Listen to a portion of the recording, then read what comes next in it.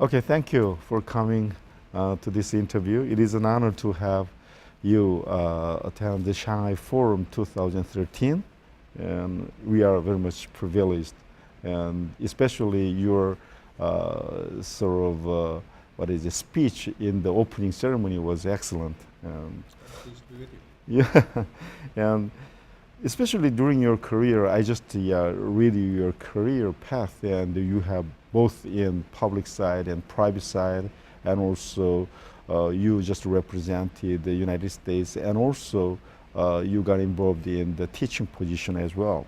It's a very broad experience and extensive expertise. But one important thing is that when you were in World Bank president, and there is some kind of a global financial crisis occurred, and how to just solve the problem, and based on your experience, what is your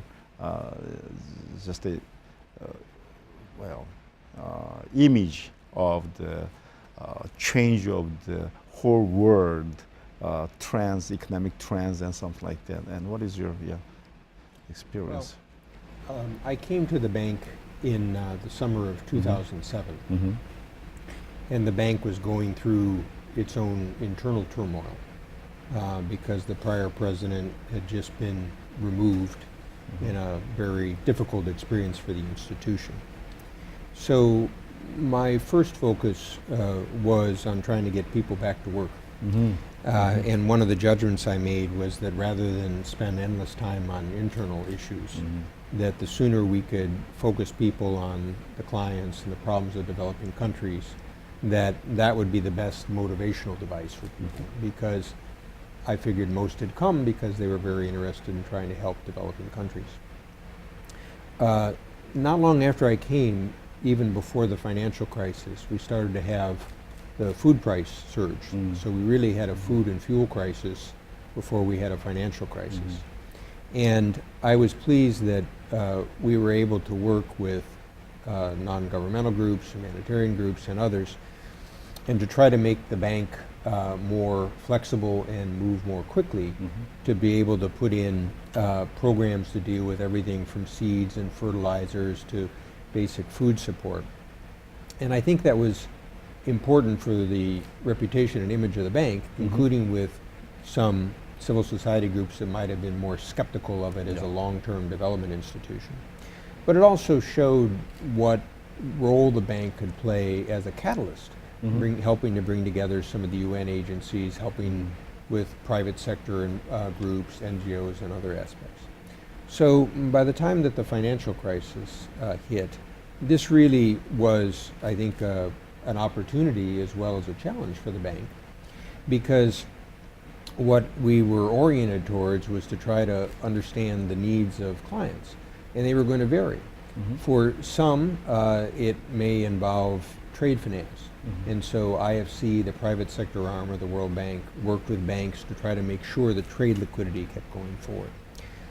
For some in Central and Eastern Europe, there was a pullback of some of their banking systems that were primarily based in Italy or France or Austria, and so we worked with some of the regional banks, the EBRD, the European Commission, and others to keep the liquidity going. For others, we tried to provide budget support. So fortunately, the bank was in a good financial position, and we were able to try to customize the needs and services.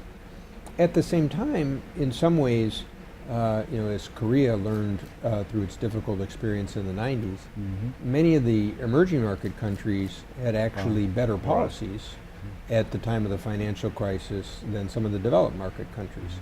So after the first shock, the question was trying to make sure they didn't have a financial illiquidity issue. But then as the crisis went on, the policies of the bank had to continue to adjust to meet different needs. And also, one of the things that's interesting now about development is you've had some good success stories in different models among developing countries, and that one of the best ways to help developing countries today is by showing them the experience of other developing countries. So 20 years ago, the models might have been how is the US or Europe or Japan trying to do something. But for example, Mexico and then Brazil started some safety net programs called conditional cash transfer programs. Oportunidades in Mexico, Bolsa Familia in Brazil. And in these programs, they provide cash support to the bottom 15-20% of the population if people send their children to school and if they get health checkups. So it's probably done more for women's health than anything in the history of Mexico. And in addition, the money in those programs goes to the woman heads of household because research has shown they're more prone to spend the money on the children and in the community. So these are all learning exercises. By the time I left the bank, we had expanded those programs to some 45 other countries. So it's one of the benefits, again, of a world institution, a global institution, because we could draw experience, in this case, from Latin America and bring it more broadly. Now, Korea is another interesting example, and at the same time that you're dealing with a financial crisis, you're also dealing with structural shifts. Well, one of the structural shifts is that Korea is a country that in the early 50s was very, very poor, very much dependent, but has now moved to a higher level and is actually now contributing to the development model. And we worked with Korea at the G20 summit that the Koreans had to focus on development issues as well. So if I look at it as a combination, what distinguishes the World Bank group is that from, say, the IMF focuses on the macroeconomic policies, the fiscal, the monetary. The World Bank really focuses on structural issues, everything from education, health, infrastructure, private sector development. And so the challenge for the institution is always to keep an eye on the clients and try to keep current with the challenges of the day. Yeah, unlike the private bank, there's a problem in the Wall Street, but your position is more broad and a little bit public-oriented one, especially for developing countries. You know that the last 2 or 3 decades, the world is sort of strongly influenced by the neoliberalism, and the market has been focused. But in these days, your colleague in Harvard University, Dan Roddick, also published a book. He emphasized the sort of public goods, and it is very important in the next several decades. And I got a very interesting point from his book. And what do you think after the global financial crisis, the world, especially World Bank or some kind of a major international organizations are just moving from the traditional view to the more public-oriented or more, just to think about developing countries or something like that? Well, sometimes I think the divisions have been overstated. If anything, what's quite striking about this financial crisis is the degree to which countries have not turned away from the market. If you think about it, kind of the countries in East Asia which actually did relatively better than some of the developed countries are ones that learned some of the lessons of having good macroeconomic policies. And they've also learned you have to keep working on the structural policies, whether it be to bring in competition in the service sector, whether it be to add productivity. So, of course, it all starts with the notion of inclusive growth. So something that from the start of my time at the bank, but I don't think it actually is in conflict with neoliberalism or other labels, is unless growth is benefiting the broad basis of society, you're not really going to have a strong foundation for the future. And so it starts with trying to create opportunity for having children to go to school, getting proper nutrition. We did a lot to emphasize early level nutrition because from the time of pregnancy of -9 months to 18 months after a child is born seemed to be a very critical period in terms of getting proper health and nutrition. But we also did a lot of work on gender, for example. This is a good example. If an economy ignores 50% of its people, it's not going to be very successful in terms of growth and productivity and opportunity. Now, you mentioned the public sector aspects. What again is interesting is what you see in many countries, developing actually countries started some of this and some of the developed are trying to follow, is how you can have some public functions performed through private market participants. Let me give you an example. We did some work with the Gates Foundation looking at health delivery in sub-Saharan Africa. And about 50 to 60% of it was delivered through the private sector. In India, about 90% is delivered through the private sector. Now, some of our European shareholders of the bank who had national health services didn't like the idea of working with the private sector. But a lot of the hospital-based care in India is very good in certain parts like heart surgery and cataracts and others, and it's done quite efficiently. So I guess rather than say, pure public, pure private, one ideology or another, I think there's a pragmatism. And if we're here in China, if you look at sort of the Chinese model, it was under Deng Xiaoping. He didn't care whether the cat was black or white, it's whether the cat caught mice, right? But again, if you think of the Korean example, Korea on the one hand had wonderful success as a developing country, but in the 90s, some of the structure of the chaebols and the financial sector and not moving capital from old industries to new industries caught up with Korea. And so I think this is one of the issues that you see discussed in China today with the structural reform. China relied on export-led growth. It relied on heavy fixed investment in assets, often by the government. And the authorities now realize they're going to have to change that model. In some ways, this is something Japan never recognized, so it didn't open up the service sector to competition as others have. So I don't think any one model fits all, and at least my time at the bank, what we try to do is always see ourselves as working with the country as a client, trying to understand their problems, their institutions, their governance topics, but then bringing the experience from not just textbooks, but from the real world. And here, lessons of East Asia have been very important for people because people have seen how first Japan, Korea, Taiwan, Hong Kong, then spreading all the way through the ASEAN countries have created a very good growth story. Yeah. Especially neo-institutionalism emphasized some kind of varieties of capitalism, and it is your idea is, in that sense, it is perfect. The one thing that I guess became very important in my experience was good governance and local ownership. And what I mean by local ownership is if you have a developing country and you've got experts from different parts of the world that can bring in great ideas, money, so on and so forth, if the local people don't own the development process, it will not work. Oh, right. And we've seen this time and again. Yeah, right. Textbook and decision making is one thing, and the implementation is another. Yeah, I got it. And let's move on to another issue that is related to the economy and the security issue, especially in East Asian countries are very important. For example, South Korean President Park Geun-hye has brought up this issue in her address to the U.S. Congress earlier this month.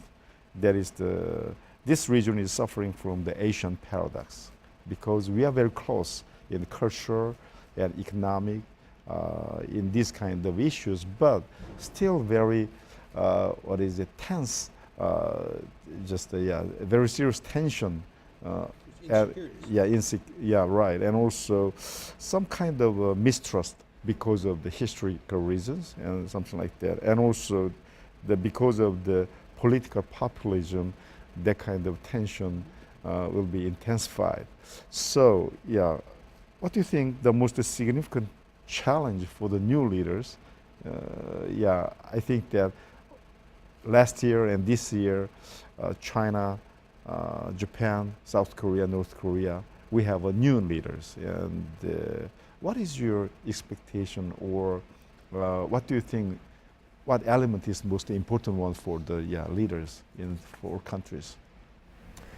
Well, first, in 2005, when I was Deputy Secretary of State, I gave a speech about China, where I urged China to be a responsible stakeholder. And part of the logic was that the international system that the United States had helped create after World War II provided security, stability, but also an economic environment for growth.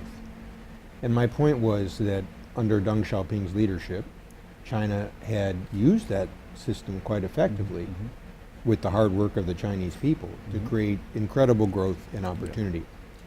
But as the world changes, these systems have to keep changing. So I would start with the point that I think the U.S. security engagement in the region remains important. It will have to change. The countries need to also adapt their own position. But we have to be very sensitive to some of the lessons of history, some of the concerns about geography, and figure out how, in developing relations among these countries, we can build on the positive and manage the potential frictions. So, Korea has been a very successful country, but as I said in my remarks, the Koreans are very aware of their history, where their peninsula has been one where big powers have marched up and down as they've tried to assert control in Northeast Asia. That's just the fact of life. There's obviously also a particular problem in the case of North Korea, where you have a legacy of the past, where the new leader, Kim Jong-un, is someone who is not well known. There's not a very clear sense of his relations with the military. And frankly, when the government has taken hostile actions, including use of force against South Korea, that's a very dangerous issue. And so even though China has long considered North Korea an ally, China runs a risk to its own interest if North Korea continues this type of behavior. In the case of Japan, I think we have both economics and security issues. So economically, Japan has been struggling for well over a decade. So I think the steps that Prime Minister Abe is seeking to take to revive the economy could turn out to be very important, but they need to be fully implemented. So the monetary policies and the fiscal policies will not be enough unless there's structural reforms. And if the monetary policies are pursued alone, you run the risk that you'll run into currency competition, which you're already seeing in the case of Korea and others. So I'm not being critical of his steps. I think it's important he take positive steps. But on the other hand, I think that it's important that he uses things like the TPP, the Trans-Pacific Partnership, to try to further the structural reforms. At the same time, Japan needs to be very sensitive to its historical place after World War II. Obviously issues with Korea, but also China and Southeast Asia. So I hope that as Japan pursues the economic revival, they can become a constructive partner, and obviously particularly with Korea, given the uncertainties in North Korea. So from the U.S. perspective, it would obviously be better the stronger the relations are between South Korea and Japan. When you look at the Chinese leadership, I had a chance to meet Xi Jinping when he was a party secretary early in the process. I also had a chance to meet President Park when she visited me when she was mayor. And I think that he's has the potential to be a strong leader. I think he's got a charisma. I think he and Li Keqiang, as premier, may have a stronger position in the standing committee than their predecessors have.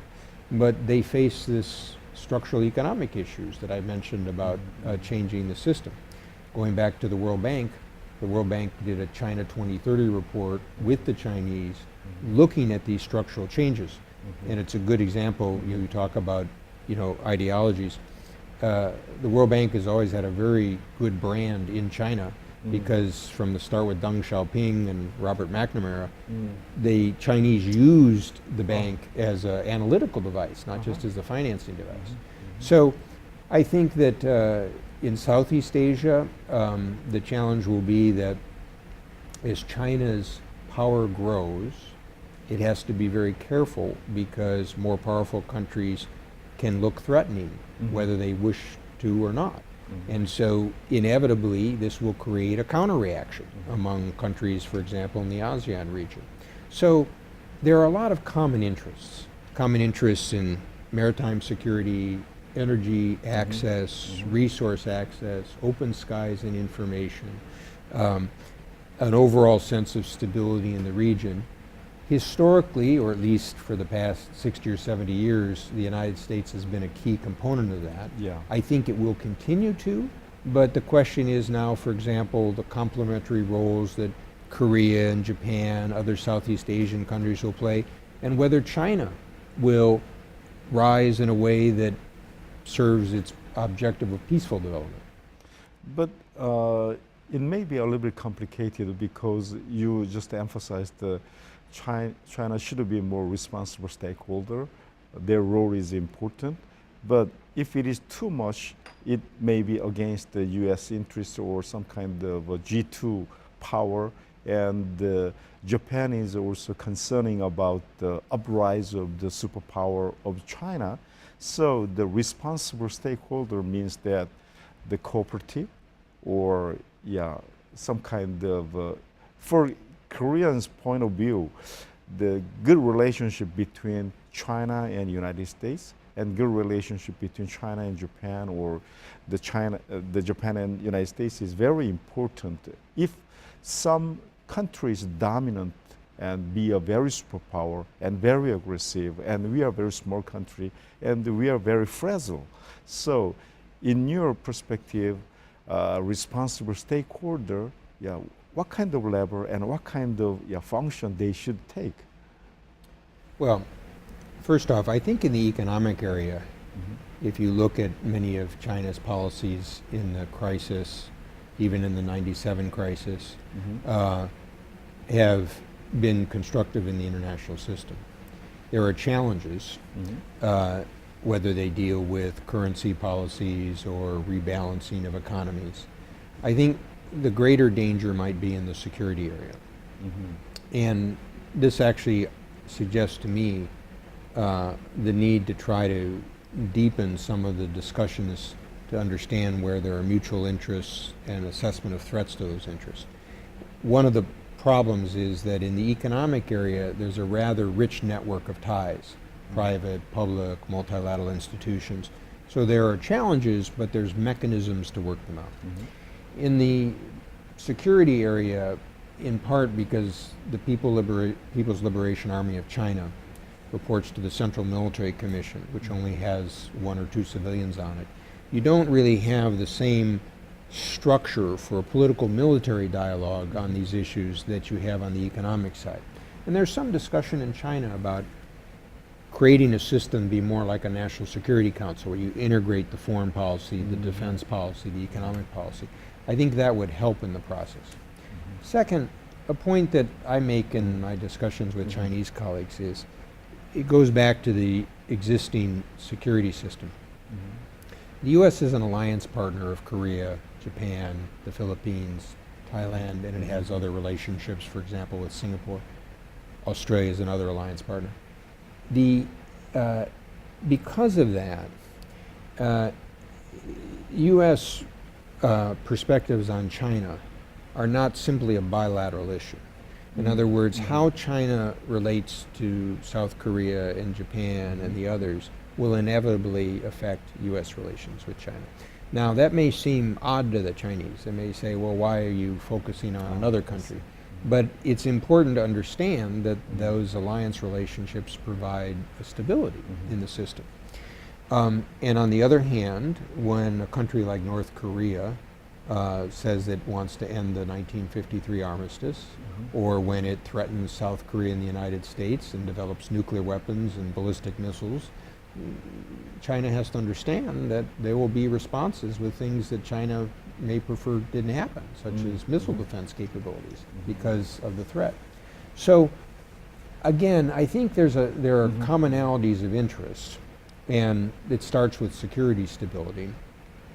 And part of my point is this region has been very economically successful, and there is a great economic interdependence. So look at the ties that South Korea has with China, where 20 years ago, or a little over 20 years ago, South Korea wasn't even recognized by China as a state. But interdependence alone isn't enough. You also need to pay attention to some of these security dimensions. So, and if you ask, well, from the Chinese perspective, on the one hand, China may want to have its interests in the Western Pacific respected. Fine, but not at the expense of others. And if they do try to do things at the expense of others, you'll get a counter-reaction. Yeah. In this sense, yeah, this year, yeah, North Korea just attempt to threat in this region to just shoot a missile, but China was not that much supportive. Do you think that the Xi Jinping's position and the Chinese top leaders' position is a little bit more toward the responsible stakeholders? I hope so. At the time that the North Koreans torpedoed the South Korean ship, I remember talking to some of the very senior Chinese leaders, and I was outside government at that point. But I warned them. I said, you need to send a strong message to the North Koreans that this is unacceptable. Because if you don't, they may try it again. And they did with artillery.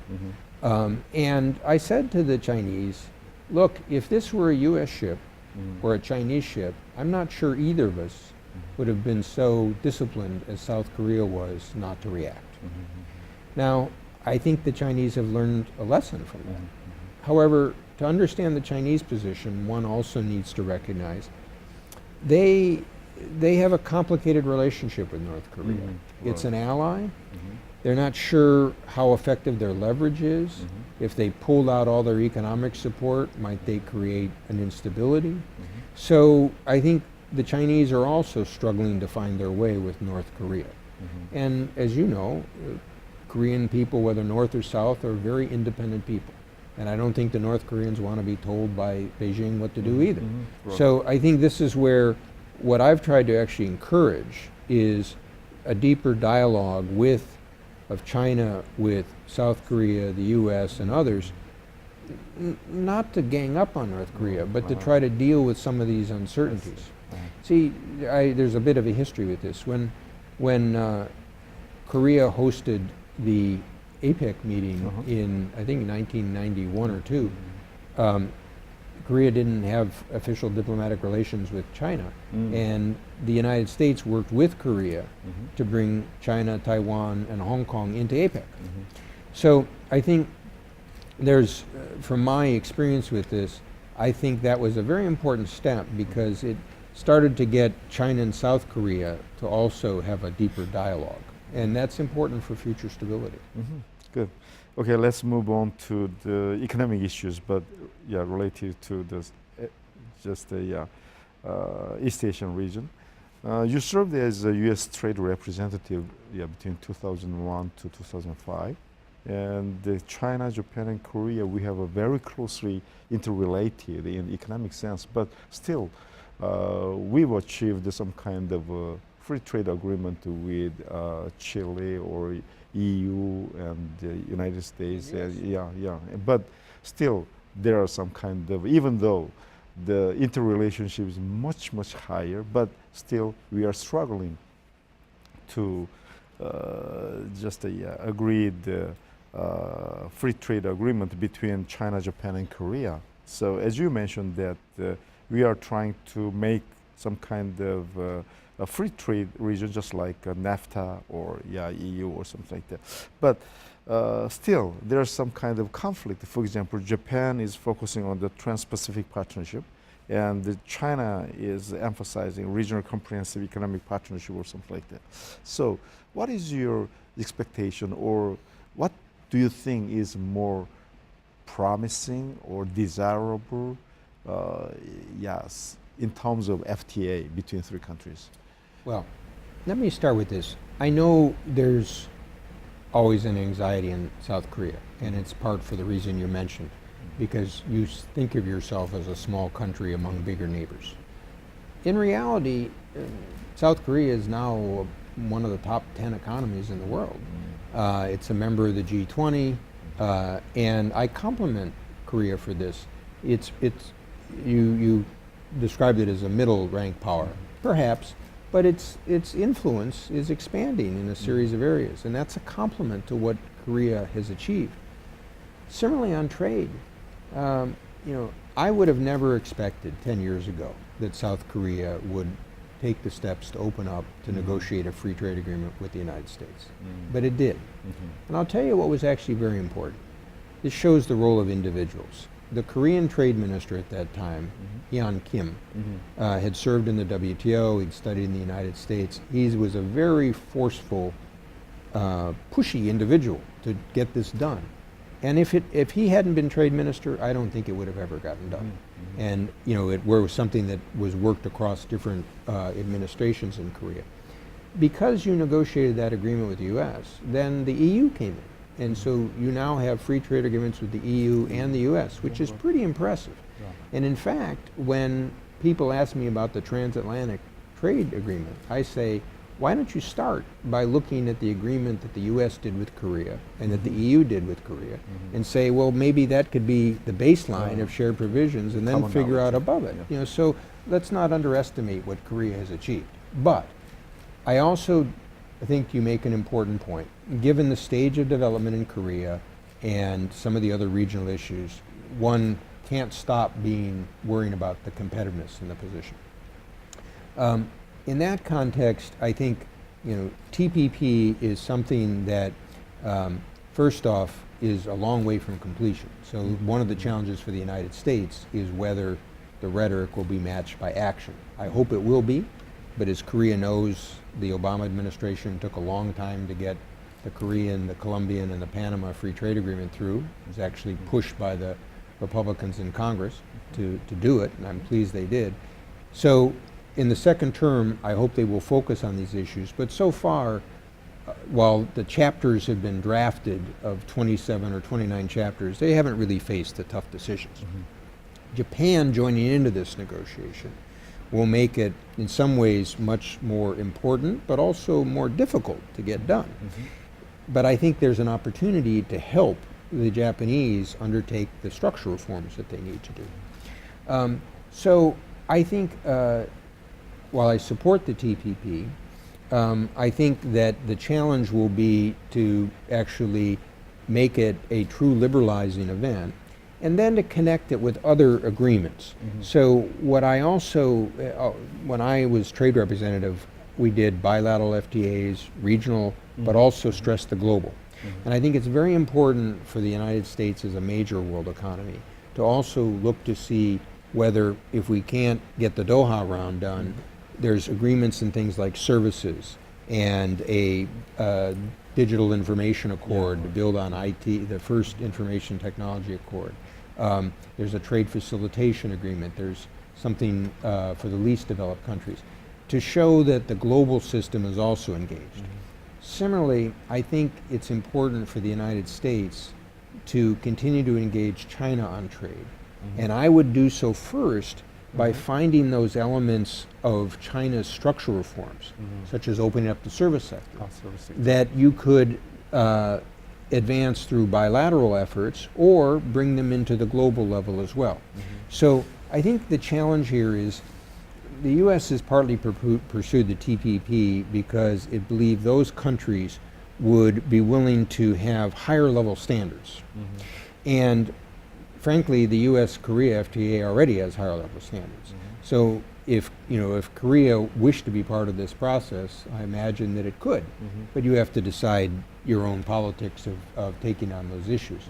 So I think the question, when you think about trade, you want to keep the offense on opening markets, constantly pushing to open markets as opposed to let them be closed. But then one needs to recognize there will be regional integration, because that, in a sense, there's regional supply and logistics chains, and there's overlaps of maritime and environmental issues, but connect the regional integration with a global system. And so at the time that the United States helped launch APEC in '89, we were also pursuing NAFTA and pursuing the Uruguay round globally. And I think you need the balance of that liberalization. And unfortunately, in the past 5 or 6 years, the international trading system, the liberalization process has slowed down. And some of that's the responsibility of the U.S. too. But the other big issue is what's different from 10 years ago or 15 years ago is you have rising economies like China, India, Brazil, and they are now true competitors for some of the advanced economies. But in general, they haven't lowered their barriers to the same degree to which the US and EU did over 50 years. So the challenge in these global accords is finding something where the middle income countries act as responsible stakeholders in the trading system, but the advanced economies still recognize that some of the middle income countries have sensitivities.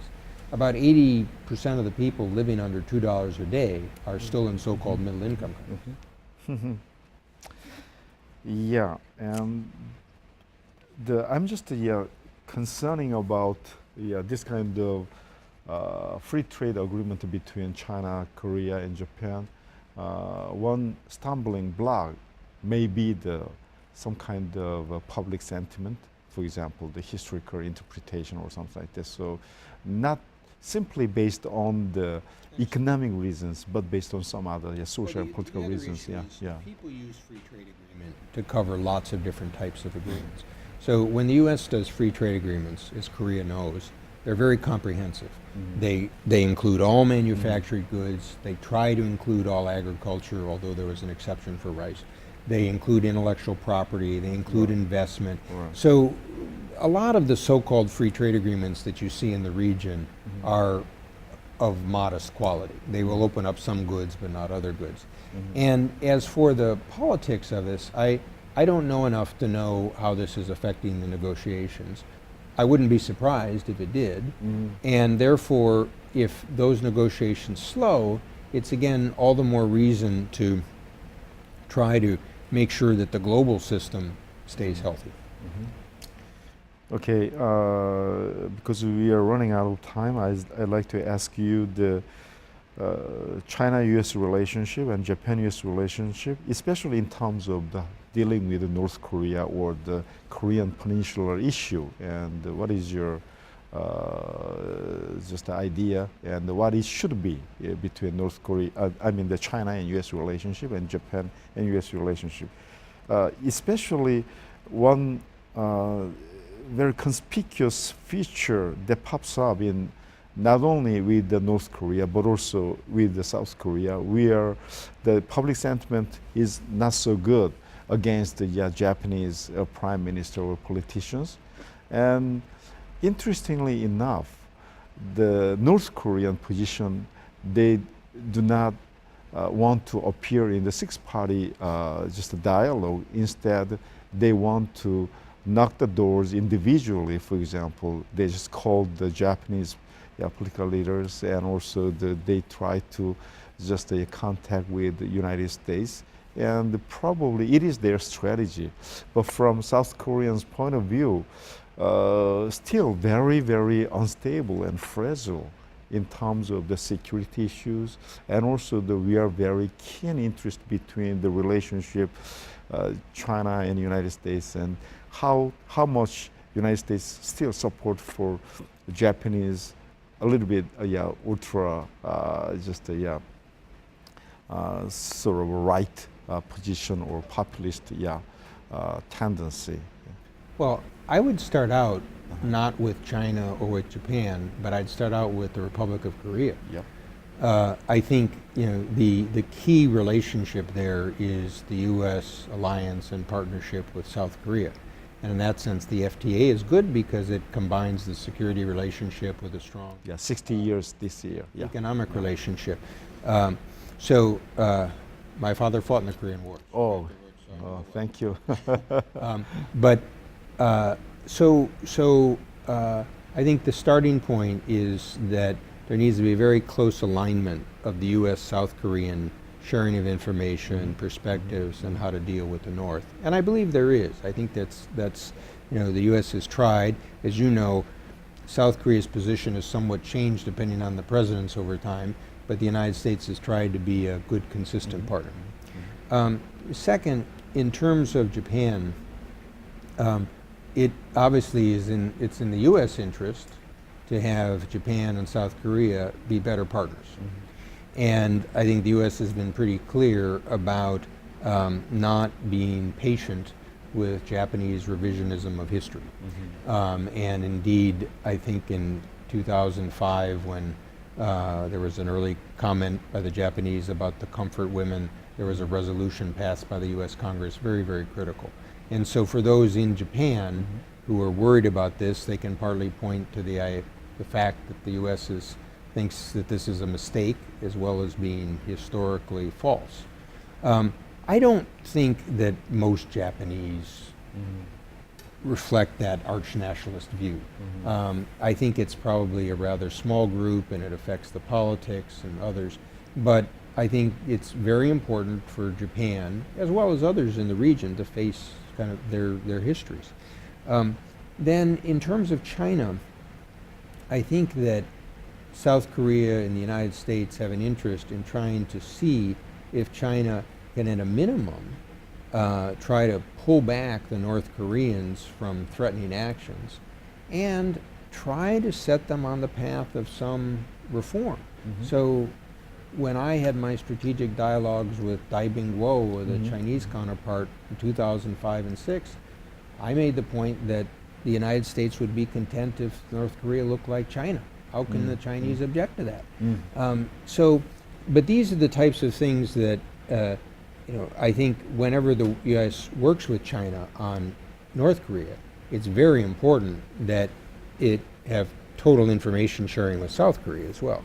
And I think all the countries, particularly Japan, South Korea, and the United States, need to be aware of the North Korean efforts to try to split them or manipulate them. On the other hand, there's a sensitivity to the abduction issue in the North Korean abducting Japanese, and that's a terrible comment on the cruelty of the North Koreans. And so it's important for the United States also to have some sympathy with what's happened to the Japanese on those topics. So over time, I hope that South Korea and Japan can also deepen their political and security relations, just like they have on the economic side. And it's in everybody's interest that that happens. Okay. Lastly, you've already mentioned some comment on Korean position, but to Korean political leaders and also the Korean opinion leaders, what do you recommend for the security and prosperity of the East Asian region? And what is your recommendation? Well, I actually think that I work closely with President Lee and his administration, his different ministers, and they're very good counterparts. They're very good counterparts on development, support of the World Bank, support of the G20 process. I think that I worked on German unification in 1989 and 90. So there was a period in the 90s where Koreans would come and try to draw some lessons from what happened. And the one point that I think is important for Korea, regardless of what an uncertain future may bring, is to try to develop good relations with neighbors and international institutions to prepare for uncertain events.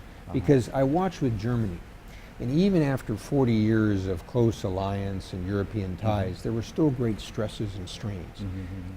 And I think to that point, I think Korea has actually tried to do that. It's tried to play a role in the regional and other system. And that's one reason why, if the Japanese are willing to deal with some of these historical issues, I hope the Koreans are gracious to them, because it's in Korea's interest over time, given uncertainties of the North, to have Japan as a supportive partner as well. So I think that Korea's done that pretty well. I think the challenge that you talked about is that as the world economy keeps changing, there's challenges about sort of Korea's competitive position.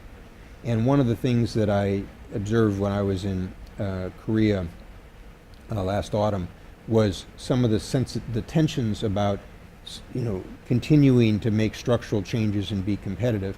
And one of these issues actually also came back to the role of women in the workforce. You have a lot of highly educated women, but they still don't have the same career paths sometimes that men do. And this is true for all societies, is that this is an incredible resource. You know, so and in some ways, as societies age, there are some similar challenges about allowing work life so people can work more from home. They don't have to commute in quite as often. They've got more flexibility. These are the types of things you'll need to do to keep older people in the workforce, but also sometimes women if they have children and then want to re-engage in the workforce. So I think my sense is that the Korean officials are very alert to these challenges, but they are right to be continually thinking about how to keep Korea's competitive edge. And this is where I think the free trade agreements are a very good thing. Okay, good. Yeah, very good comments. Yeah, thank you very much for your very interesting and My pleasure. yeah, thank you. Yeah.